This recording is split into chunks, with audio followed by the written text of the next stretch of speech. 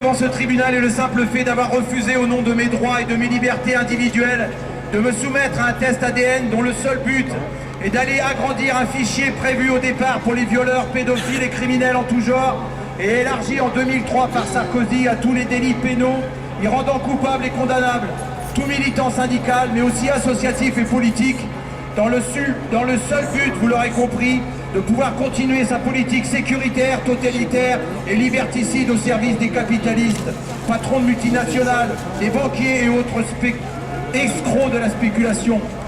Je vous ai dit tous les délits pénaux, pardonnez mon erreur, sauf un, les délits financiers.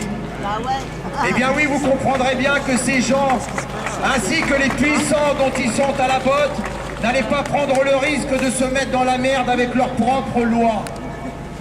Je suis syndicaliste et fier de l'être.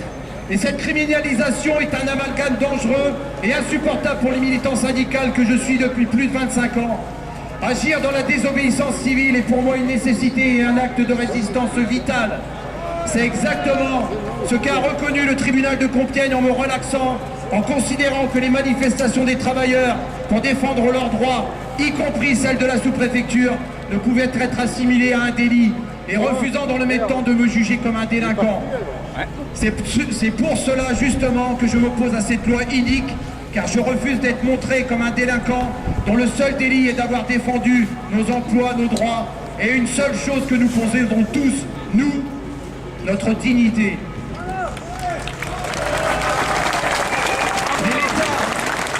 L'État a décidé de poursuivre cet acharnement judiciaire à mon égard en faisant appel de cette courageuse décision sans tromper personne.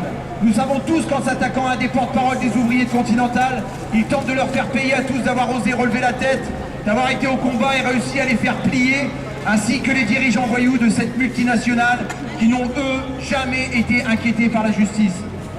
Le combat aujourd'hui n'est pas seulement celui de Xavier Mathieu, ni même uniquement celui des Conti, mais celui de la survie du droit de lutte syndicale, associative, politique, du droit à la contestation, celui de la résistance, du refus de la résignation. Nous devons nous battre contre cette loi qui n'a pour seul but suprême que d'anéantir la véritable identité française dont je revendique notre tradition révolutionnaire. Ce formidable pouvoir de résistance exercé par nos aïeux lors de la Commune de 1871, dont nous avons fêté les 140 ans en 2011. Les résistants de la Seconde Guerre mondiale qui ont combattu le fascisme et le nazisme, dont l'odeur nauséabonde nous remonte dans les narines ces temps-ci.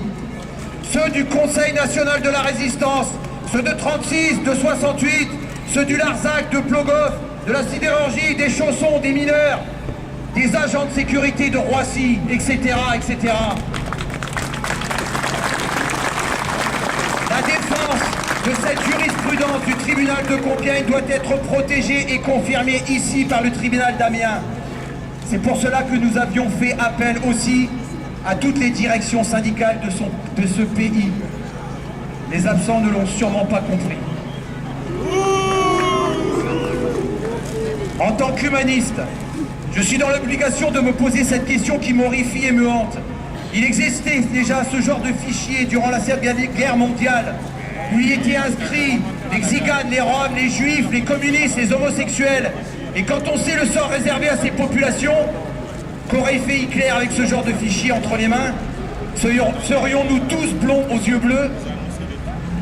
Lorsque l'on sait aujourd'hui, grâce à des travaux et des témoignages comme celui qui va être fait à la barre à mon procès aujourd'hui par Catherine Bourgrin, généticienne à l'INSERM, qu'il est possible par ces prélèvements de définir les origines géographiques et dans le même temps la couleur de peau des personnes prélevées, mais aussi leurs futures maladies potentielles, qui nous garantit que ces fichiers ne tomberont pas dans les mains un jour de partis fascistes ou dans les mains de compagnies d'assurance qui se garantiront de n'assurer que des personnes sans risque.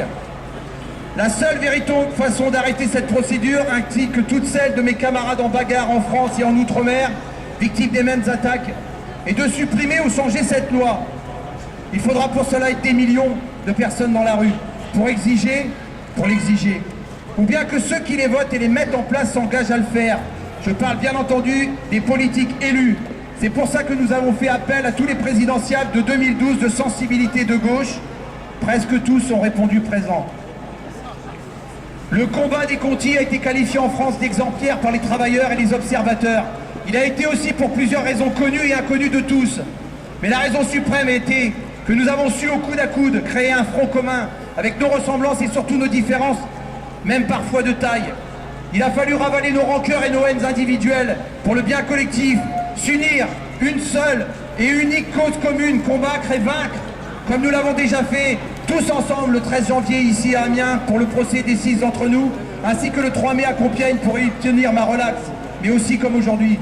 C'est pour cela que je vous demande à tous solennellement, aujourd'hui au moins, de faire de même quand au pupitre vont se succéder les porte-paroles des organisations syndicales, les partis politiques présents, en accord ou non avec vos idées, de respecter leurs positions et leurs discours. Toute attaque ou sifflet contre l'un d'entre eux nous sera reçu personnellement. Je vais terminer ce discours.